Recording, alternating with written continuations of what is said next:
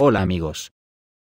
Hoy quiero actualizar el vídeo sobre el apoyo de Putin al gobierno venezolano, que se puede objetivar en una sola noticia, y es la reiteración de dicho apoyo después del proceso electoral celebrado en Venezuela para la constituyente. Dicho apoyo ya se ha sustanciado en el reconocimiento de Rusia al mismo, y la denuncia que hace sobre la injerencia de otras naciones con el fin de boicotearlo, para intentar derrocar al gobierno de Nicolás Maduro, y que está sufriendo un golpe de Estado en toda regla, al estilo de los ocurridos en Georgia y Ucrania, con los episodios de esta última, en la plaza de Maidán. Así que bajo mi punto de vista este golpe de Estado apoyado por todo el neoliberalismo más fascista del planeta, se encuadra dentro de su odio al socialismo, al que combate con saña en cualquier rincón del mundo donde se encuentre algo que huela a socialismo. Y Venezuela está bajo su punto de mira desde la llegada al poder de Hugo Chávez Frías. Esto es algo superior a sus fuerzas, y a su raciocinio, si es que tienen. Oír la palabra socialismo, solo el oírla, ya les produce sarpullido. En el espejo hay varios vídeos sobre el tema Venezuela, pero hoy me gustaría aportar dos documentos que me parecen muy esclarecedores, para poder calibrar este tipo de procesos contra las clases populares, por parte de mercenarios pagados por las huestes neoliberales. Uno es la declaración del colectivo de acompañantes internacionales al proceso electoral del día 30 de julio de 2017. Y el otro un documento firmado por los psicólogos Ovilia Suárez y Fernando Giuliani, publicado en el Correo del Orinoco, donde se explica con meridiana claridad cómo la ultraderecha ejecuta este tipo de golpes de Estado, trabajándose primero la psiquis de la población, hasta llegar al proceso definitivo, cuando ya creen que la situación les garantice la victoria sobre el socialismo. Este primero es el comunicado del colectivo de acompañantes internacionales y sus firmantes. Declaración de las y los acompañantes internacionales de la elección a la Asamblea Nacional Constituyente de la República Bolivariana de Venezuela. Nosotros, las y los acompañantes internacionales firmantes, provenientes de diversas latitudes del mundo, que asistimos a la elección de la Asamblea Nacional Constituyente invitados por el Consejo Nacional Electoral, llamamos a respetar la decisión soberana y el derecho a la autodeterminación del pueblo venezolano, expresados en la elección de la Asamblea Nacional Constituyente. Y en ese sentido, declaramos, la elección de la Asamblea Nacional Constituyente fue convocada el 1 de mayo de 2017 legal y legítimamente, por el presidente de la República Bolivariana de Venezuela, Nicolás Maduro Moros, con base en la atribución constitucional consagrada en el artículo 348 de la Carta Magna. En consecuencia, esta elección está totalmente fundamentada en el ordenamiento jurídico venezolano, en reafirmación del principio universal del ejercicio de la soberanía de los pueblos y de conformidad con la Carta de las Naciones Unidas. Los venezolanos y las venezolanas, en ejercicio de su derecho constitucional a la participación política, consagrado en el artículo 62 de la Constitución, han concurrido de manera cívica y pacífica a ejercer su derecho al voto, en una elección libre, universal, directa y secreta, como lo dispone el artículo 63 de la Constitución bolivariana. Reconocernos que este acto democrático, mediante el cual se eligió la Asamblea Nacional Constituyente, es un indudable e inalienable ejercicio de soberanía nacional. El pueblo venezolano se pronunció por la paz, a pesar de las amenazas y acciones intervencionistas del gobierno de Estados Unidos de América y sus aliados. En la elección de la Asamblea Nacional Constituyente, a través de un proceso inclusivo y transparente, serán elegidos 545 representantes, como expresión del ejercicio del poder originario de Venezuela, los cuales elaborarán una nueva constitución que será sometida a referendo. Las y los acompañantes internacionales damos fe de que las instituciones competentes del Estado garantizaron que las y los electores dispusieron de centros votación, a lo largo y ancho del territorio venezolano, para ejercer su legítimo derecho al voto. El Consejo Nacional Electoral, órgano rector y autónomo del poder electoral venezolano, otorgó con legitimidad y transparencia plenas garantías a la población en cuanto al ejercicio y el secreto del voto y a la confiabilidad del proceso de transmisión y verificación de los datos, a través de su sistema electoral auditable en todas las etapas, cuya pulcritud ha sido comprobada en 20 elecciones nacionales precedentes.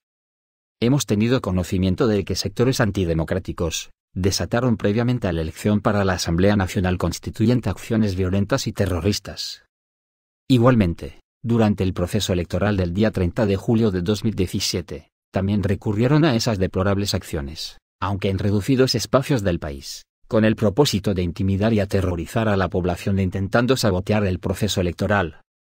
Acciones que son, a todas luces, condenables. Las y los acompañantes internacionales constatamos la importante participación de las venezolanas y venezolanos en esta elección de la Asamblea Nacional Constituyente, lo cual deja inequívoca constancia de su espíritu democrático y pacífico. Es condenable la gigantesca y distorsionante campaña mediática internacional, desatada en contra de la democracia venezolana, que busca crear las condiciones para activar mecanismos de intervención foránea, incluyendo la opción militar. Consideramos que la Asamblea Nacional Constituyente será un espacio para fomentar el reencuentro de todos los venezolanos y venezolanas, sin distingo de su afiliación política, sobre la base de un diálogo inclusivo que definitivamente marque el rumbo de Venezuela hacia el bienestar colectivo, en un ambiente de paz, y en pleno ejercicio del derecho a la autodeterminación de los pueblos.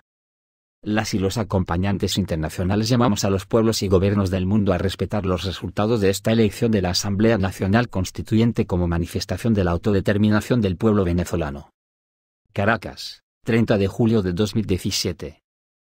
Y sigue la firma de 32 personas de diversas nacionalidades. Y ahora el documento publicado el 20 de octubre de 2013, firmado por los psicólogos Ovilia Suárez y Fernando Giuliani, titulado El combate cuerpo a cuerpo ahora es en la mente. 20 claves para entender la guerra psicológica contra Venezuela. ¿Considera que el país está cayendo a pedazos? ¿Cree que la culpa de todos los males se concentra en el chavismo y, particularmente, en el gobierno nacional? Cuando oye la música que identifica las transmisiones conjuntas de radio y televisión quisiera matar a alguien. ¿Está convencida o convencido de que todo el mundo anda de mal humor porque no aguanta la crisis? Posiblemente usted es víctima de la guerra psicológica. De guerra psicológica han hablado psicólogas y psicólogos bolivarianos. También, el presidente Nicolás Maduro, quien advierte que lo que hay detrás es la intención de derrocar el gobierno constitucional y dar al traste con la revolución. Otros sectores que saben que la mente es un campo de batalla han guardado silencio. Los psicólogos Ovilia Suárez y Fernando Giuliani, integrantes del colectivo Psicólogos por el Socialismo, advierten que efectivamente hay una guerra psicológica contra el pueblo venezolano, que no comenzó este año pero que se agudizó a partir de la desaparición física del comandante Hugo Chávez. El blanco del presente, alertan, es el pueblo bolivariano para crear en él desánimo y desaliento, pero sin dejar de lado a la población que no acompaña el proceso socialista. El Correo del Orinoco ofrece 20 claves para entender qué sucede. 1. ¿Qué es la guerra psicológica? Respuesta. Una guerra psicológica no es lo mismo que una guerra militar. Pero cuando decimos guerra es porque tiene un objetivo de ataque a un blanco. Esto hay que diferenciarlo, de una vez, de lo que sería una confrontación política de alta intensidad, explica Giuliani. La guerra tiene como elemento exclusivo atacar a un blanco, que en este caso son muchas cosas. Otro elemento que la caracteriza es que está planificada, es decir, son estrategias que tienen un objetivo y están planificadas. Hay gente detrás que desarrolla todo un conjunto de recursos, estudiando la situación, movilizando un conjunto de recursos hacia ese objetivo. El psicólogo añade que esta forma de guerra apunta a la mente, el escenario es la mente, y vamos a entender por mente muchas cosas. Es la mente individual, pero también podríamos llamar la mente colectiva, las representaciones sociales, las actitudes, las relaciones sociales en todos los imaginarios, las emociones, los pensamientos. El analista sostiene que hay evidencias muy claras de la guerra psicológica en Venezuela. Por ejemplo, es evidente un manejo planificado del rumor, planificado. Es evidente un manejo planificado de un tipo de información claramente apuntando hacia objetivos muy concretos. Los medios de comunicación son instrumentos evidentes de esto, y basta la revisión de titulares de periódicos y de programas de televisión para ver que empiezan a aparecer patrones. Todos dicen lo mismo, con un objetivo fundamental: generar inseguridad psíquica, generar incertidumbre, generar estados de alerta que no se corresponden con la realidad. El psicólogo pone el ejemplo de la influenza 1N1, hubo, por lo menos, 3 semanas en las que permanentemente los grandes titulares de los periódicos tradicionales hablaban de eso, siempre hablaban de eso. La radio hablaba de eso y la televisión hablaba de eso. El desabastecimiento, todos los días se comienza a hablar del desabastecimiento. 2. ¿En qué se diferencia un hecho real de la guerra psicológica? Respuesta. Hay características muy concretas, refiere Giuliani. Quienes dibujan un país en ruinas nunca terminan de decidir, de demostrar fehacientemente lo que ellos están diciendo. Retoma el ejemplo de la influenza 1N1, porque se presentó ante el país como si hubiese sido una epidemia terrible, pero poco se informó acerca de las acciones del gobierno para atacarla. Los medios subrayan y destacan lo negativo, lo peor que puede ocurrir. La duda es siempre hacia lo peor. Y siempre te generan la sensación que no se está haciendo nada al respecto y de que la cosa se va a poner peor. Son medias verdades, que se basan en cosas que efectivamente pasan, como la corrupción y la inseguridad. 3. ¿Cuál es el rol del rumor en esta estrategia? Respuesta. Ovilia Suárez agrega que el instrumento perfecto para la difusión de estas supuestas informaciones es el rumor. Y el rumor siempre parte de una acción, de un cuento, de una referencia que es real. Es real entre comillas, es decir, parte de un referencial que te permite creer que es real, bien sea porque tú lo viviste o porque tu vecina lo acaba de ver, o porque tu cuñado estaba ahí cuando pasó. Siempre te lo van a contar como que si algo de tu realidad estuvo presente. Es decir, no es que me lo dijo cualquiera, es que estaba ahí mi amigo, mi tío, mi sobrino. Al ser creíble cualquiera lo transmite, porque partes de la buena fe, partes de que es algo que está pasando. ¿Qué ocurre con el rumor actualmente? Que están todos los medios y redes sociales que lo transmiten masiva e inmediatamente. Es decir, ya no es un rumor que me dijo Fernando, sino que pasó por Twitter a 2 millones de personas simultáneamente. 4. ¿Qué hacen los medios de comunicación? Respuesta. Los medios, subraya Suárez, son los nuevos ejércitos de su nueva guerra. Es decir, ya no son hombres que van a combatir cuerpo a cuerpo, hombre con hombre, mujer con mujer, no van a utilizar ni aviones ni tanques ni ametralladoras. Utilizan los medios de comunicación, las telecomunicaciones, las redes sociales como parte de una planificación. Son grupos que lanzan rumores y grupos que crean situaciones, que refuerzan la posibilidad de que sea veraz, acota. Vas a ver siempre, entonces, en un supermercado, en un banco, en el metro, en un carrito por puesto, gente que comienza a contarte una historia que puede ser fuera del contexto, especialmente sobre algo emocional. A ambos psicólogos les parece que no es producto del azar que haya grupos que, en diversas zonas del país, hablen sobre los mismos temas. Llama la atención la similitud de los cuentos en diferentes escenarios, así como también cómo se argumenta, cómo se empieza por una cosa y se termina en el punto álgido del momento. En el caso de los supermercados, en no encontrar una cosa, señala Giuliani. Hay otros sectores que, sin saberlo, se convierten en cómplices de eso. Y siempre hay alguien grabando lo que pasa ahí, que sale en YouTube o en Internet. Es decir, son situaciones que van a reforzar principalmente la emocionalidad que está sembrándose dentro de la guerra psicológica. El modelo comunicacional con el que se trabaja es el de la incertidumbre, sentencia Suárez. Es decir, tiran una noticia y no importa si es verdad o mentira. Tampoco importa quién la lanzó, porque lo importante es que te genera dudas, y la duda está asociada con que no sabes qué va a pasar. 5. ¿Qué se busca? Respuesta. Esa incertidumbre que generan destapa otras emociones como la angustia, como el miedo, como el pánico, como la rabia, enumera Suárez. Son sentimientos negativos que por un lado son más difíciles de eliminar, de combatir, y que por otro son de mucha mayor fuerza que los positivos. Entonces, al crear sentimientos negativos de tal intensidad, la gente está en un momento a punto de la desesperación o desesperada. Al llevar a la población a ese estado, la gente está dispuesta a buscar cualquier cosa que le permita salir de la situación, lo que lleva a las personas a la confrontación y a emprender cualquier acción violenta inclusive para salir del gran caos. La psicóloga agrega que ese caso tiene algo de cierto en lo individual, porque emocionalmente estás desestructurado, pero en la vida social no es cierta esa desestructuración. 6. ¿Se acentuó la guerra con la muerte del comandante Hugo Chávez? Respuesta. Totalmente, responde Giuliani. No obstante, el experto remite a la campaña contra el comandante Hugo Chávez, que comenzó mucho antes de que asumiera la primera magistratura. Muestra de ello es el audio trucado en el que supuestamente el comandante amenazaba con freírles las cabezas a los adecos, difundido en 1988, que posteriormente se descubrió que era un montaje. El psicólogo identifica la persistencia de los grupos de poder en mantener esa desinformación permanente, y estima que eso hizo su trabajo. Alimentó, además, el temor ancestral que se le tuvo aquí a la izquierda toda la vida, aquí y en toda Latinoamérica. Los sentimientos que se atizan no te predisponen al encuentro ni al diálogo. El psicólogo aclara que es sano sentir miedo, pero alerta que, cuando te lo manipulan de manera prolongada, hay un gran peligro. ¿Por qué son peligrosos? Porque son sentimientos y pensamientos que tienen un alto contenido irracional. No es porque sea producto de un loco, lo que pasa es que nosotros tenemos miedos, y los miedos no son tan fáciles de identificar.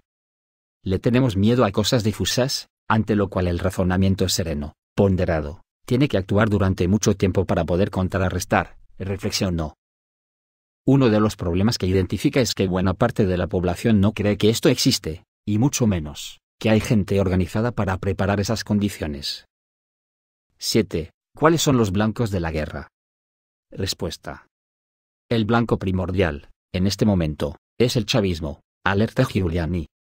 La muerte del comandante Chávez le abrió a la vanguardia de esa oposición derechista, más todos sus grupos aliados, la oportunidad de dividir el chavismo. ¿Qué hace la guerra psicológica contra el chavismo? Genera inseguridad. ¿Inseguridad? ¿Respecto a qué? De la intencionalidad de los distintos líderes, sobre todo del presidente Maduro, el sentido de la unión que tiene el proyecto chavista, el temor de que muerto Chávez esto se acabó, porque ese fue el discurso que siempre tenían los opositores. Para ellos están apoyando en una cosa que es verdad, que es el impacto psicológico y afectivo fuerte que ocasionó la muerte del comandante y el duelo posterior. La pregunta lógica de cómo darle continuidad a la revolución te abre una vulnerabilidad que te hace pensar en cosas que seguramente tú no hubieras pensado. Signo de interrogación abierta, por ejemplo. La guerra psicológica te hace pensar en que esto puede terminarse, te hace pensar en si podrá Maduro con la presidencia de la República. Por ejemplo, te puede llevar a preguntarte, ¿él sabrá gobernar como gobernaba mi presidente Chávez? ¿Él sabrá lidiar con los problemas que tiene el país? 8. ¿Es solamente el pueblo chavista el objetivo? El blanco fundamental es el chavismo, pero no el único. ¿Y qué quieren generar ahí? Es la división a partir del temor, a partir de la inseguridad desde el punto de vista mental. Pero sigue siendo un blanco importante el resto de la gente que no apoya el proyecto bolivariano, puntualiza Giuliani. Hacia el sector que no comparte la revolución, la estrategia se dirige a intentar cohesionar a la gente en torno a lo mismo, hacerle creer que el chavismo es lo peor que le ha pasado al país, que es lo más corrupto, que son ineptos, que es una gente inescrupulosa y capaz de hacer absolutamente cualquier cosa. Tal como lo subraya Giuliani, están realmente y lamentablemente convencidos de que efectivamente esto no sirve absolutamente para nada. Estos rumores y el discurso persistente siempre apuntan a lo inepto que es el chavismo, lo inescrupuloso que es el chavismo, lo corrupto que es el chavismo, y cuando diga chavismo esta guerra psicológica lo plantea de manera tal que no hay excepciones. A estos sectores les cierran la posibilidad de pensar que hay gente honesta y capaz en el chavismo, y que el gobierno está haciendo algo bueno, sentencia el psicólogo. ¿Y cómo lo logran? Primero, por la persistencia, porque han mantenido 14 años ese discurso, y segundo, por el bombardeo permanente, que no te da oportunidad de reflexionar. 9. ¿Cuáles son los sectores más vulnerables? Respuesta. En estos momentos los ataques van a todas las poblaciones, con distintos tipos de municiones y mensajes, expresa Suárez. Con las y los jóvenes se insiste en que no tienen futuro, que deben irse del país. Hay una matriz sistemática, que es la de la fuga de cerebros para que la juventud sienta que estudie lo que estudie no tiene esperanza ni futuro en Venezuela, comenta. Eso no solo afecta a las y los jóvenes, sino a las familias, porque entran en juego el desarraigo y los vínculos emocionales, así como el temor de que esos vínculos se rompan. Con las mujeres se quiere sembrar la idea de que no pueden garantizar la alimentación de su hogar, que no son libres de comprar lo que quieren. Tiene que ver con el rol de las amas de casa que no consiguen, que no pueden sustentarse, que no pueden tener la libertad de hacer lo que realmente quieren hacer. Con las adultas y los adultos mayores la estrategia es crear el pánico de que pueden morir, por ejemplo, porque no van a tener sus medicinas a tiempo en los próximos meses. Están manejando los temores más importantes de cada uno de los sectores, manifiesta. En las adultas y los adultos mayores es el riesgo a morir, en los jóvenes, el riesgo al futuro, en la ama de casa, el no tener el control ni la posibilidad de dar, de compartir, de pertenecer, de agrupar, de tener lo que tienes que tener. La fractura de la convivencia familiar, en consecuencia, afecta a las niñas y a los niños. 10. ¿La historia acerca de la partida de nacimiento del presidente Maduro forma parte de esto? Respuesta. La historia acerca de la partida de nacimiento del jefe del Estado es un buen ejemplo, apunta Giuliani. Dicen que el presidente es colombiano, pero no tienen cómo demostrarlo. ¿Qué quieren generar con eso? En la población en general ellos quieren generar la duda. Si lo analizas fríamente, eso no resiste el menor análisis, porque cuando el presidente fue a inscribir su candidatura al Consejo Nacional Electoral él tuvo que llevar su partida de nacimiento. Pero eso no hay tiempo de reflexionarlo porque la gente recibe esa información, y el cerebro y los dispositivos sociales tienen una particularidad, tienden a completar la información que no está completa. Todos lo hacemos. El analista recurre al cuento del teléfono para ejemplificar lo que sucede, como, del cuento de una vecina que supuestamente llegó tarde a su apartamento, se llega a la historia de la vecina que estaba con otro hombre y tuvo un lío en la entrada de su vivienda.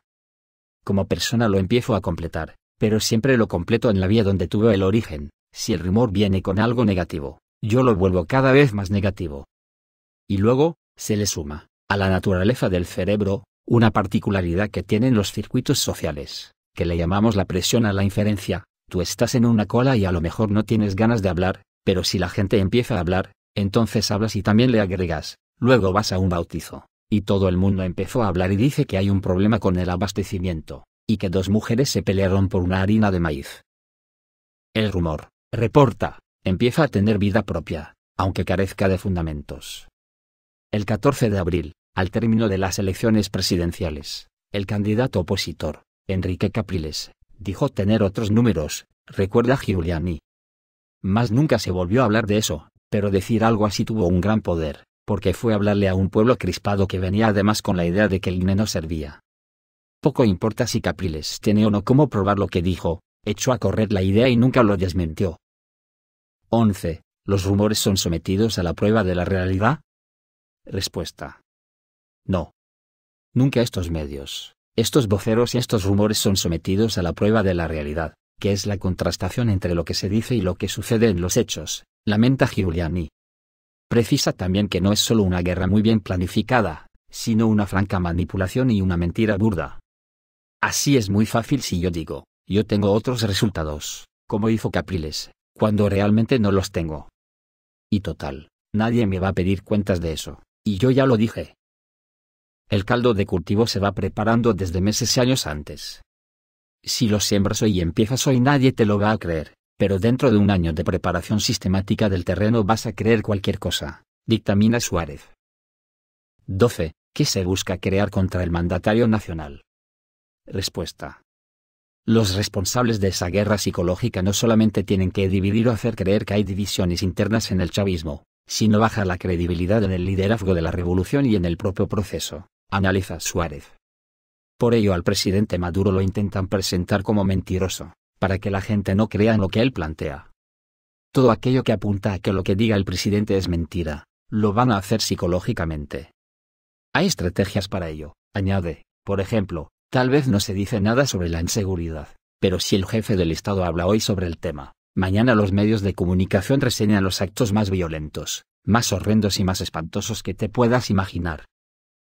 Una cosa es la realidad, y otra es la percepción de la realidad, argumentan. Signo de interrogación abierta. ¿Cuál es la percepción en este momento, en este contexto? Cuando tú vas hacia la percepción de la realidad es para crear, justamente, la ilusión del caos, la certeza de que hay un caos. Signo de interrogación abierta. ¿Cuál es la percepción del país en este momento? ¿Caótica? Caótica. Es decir, aquí ahorita según esa percepción hay desabastecimiento, hay ineficiencia, hay descontrol. Y todo aquello que te genere el descontrol lo van a estimular. Signo de interrogación abierta. ¿Hay una destrucción planificada de la imagen del presidente? Claro. La hubo, abiertamente, contra Chávez, describen los psicólogos. Al líder bolivariano lo sometieron a la muerte moral y han usado su imagen para cualquier manipulación. Prueba de ello es la grabación que circuló hace algunas semanas con una falsificación de su voz. Ahora, los que están detrás de la guerra psicológica toman lo que dice el mandatario para descalificarlo inmediatamente.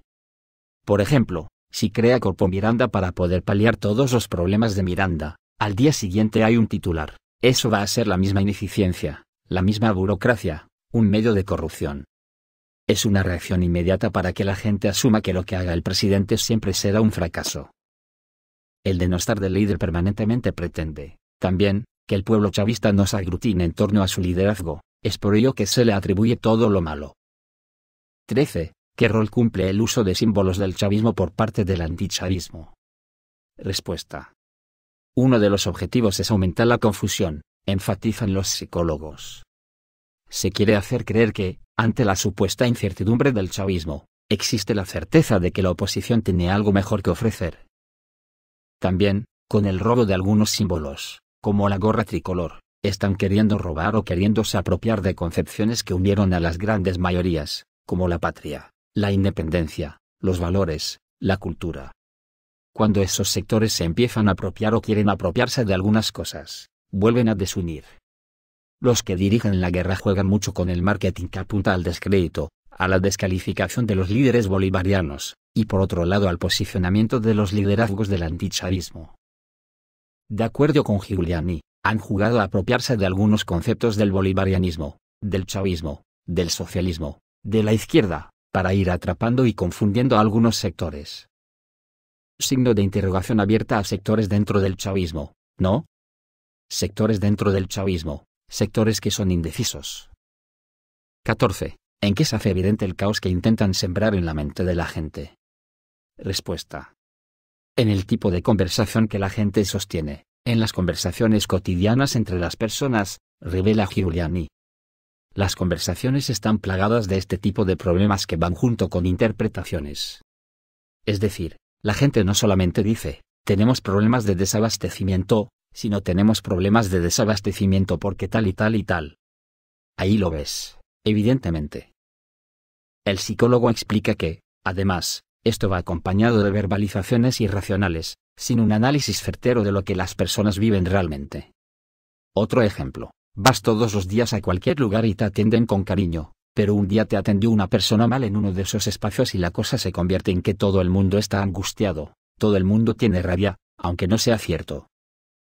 Se fundamenta, también, en la visión muy parcelada que tuvo por mucho tiempo la gente de clase media, que se ha negado sistemáticamente a reconocer que hay otros espacios del país y siente que el mundo puede estar muy circunscrito a su entorno, en ese entorno no caben las personas que piensen diferente. El psicólogo, en su análisis, no deja de lado los prejuicios.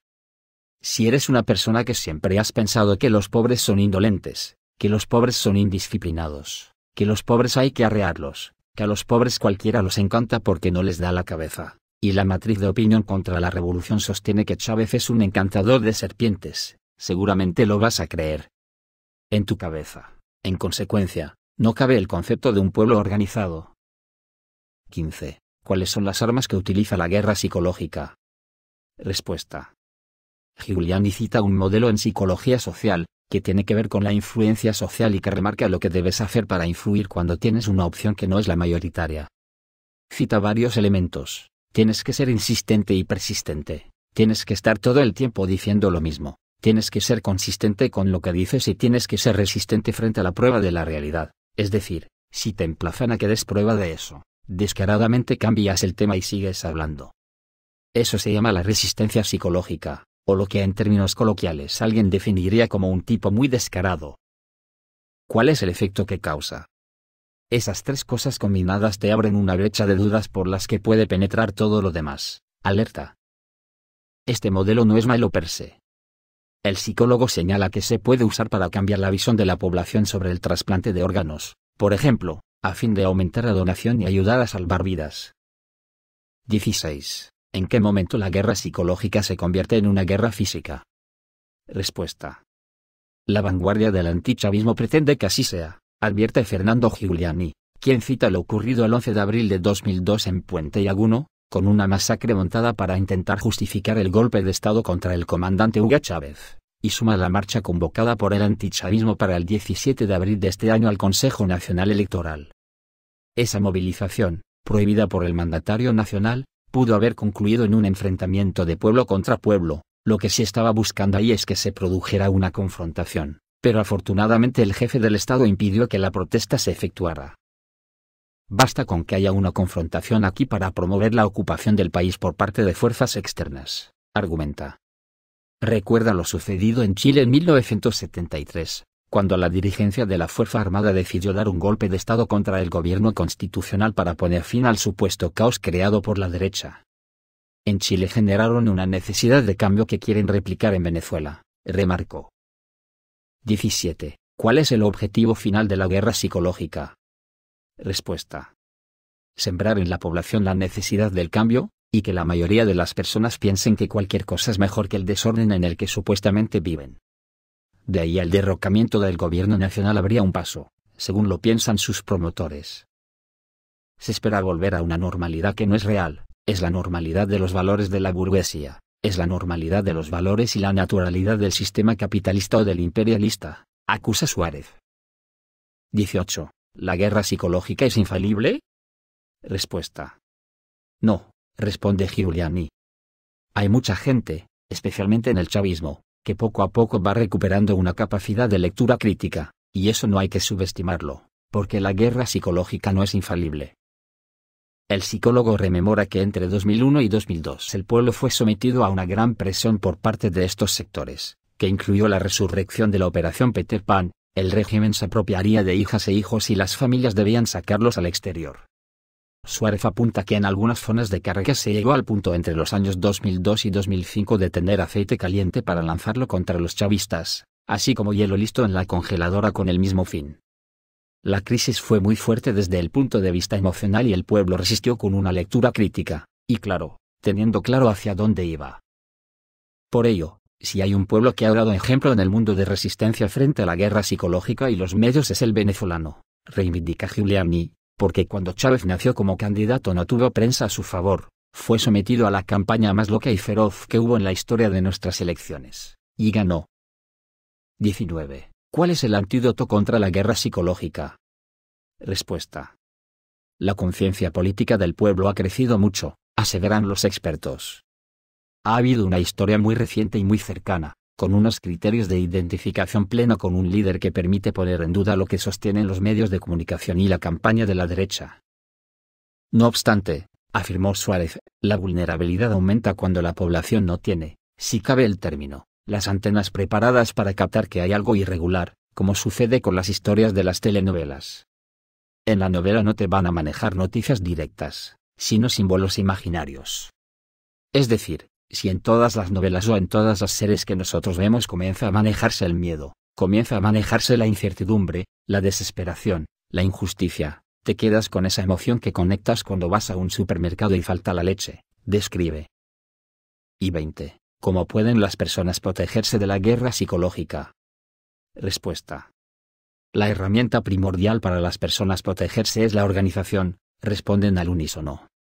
Ello implica, entre otras acciones, la creación de las brigadas antirrumores, que te permitan constatar la veracidad de la información, proponen. El Estado debe garantizar información veraz de manera sistemática, destacan, porque de lo contrario se imponen las mentiras. En este sentido también consideran importante sancionar a quienes hayan generado caos con las supuestas informaciones. Para Giuliani y Suárez es fundamental que haya una altísima cohesión dentro de todo el pueblo chavista organizado, porque ese es el blanco primordial al que están apuntando. Ambos insisten en que cada quien puede continuar con su pensamiento e ideología si así lo estima pertinente, pero remarcan que no por ser de oposición se debe perder el sentido crítico ante la realidad. Así que amigos, si esto vale de algo, tiene que ser para constatar que lo que pasa en Venezuela es lisa y llanamente lucha de clases.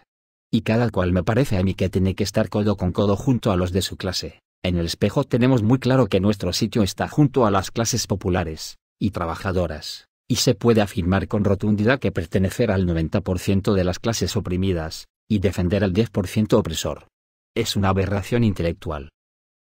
Reciban un saludo.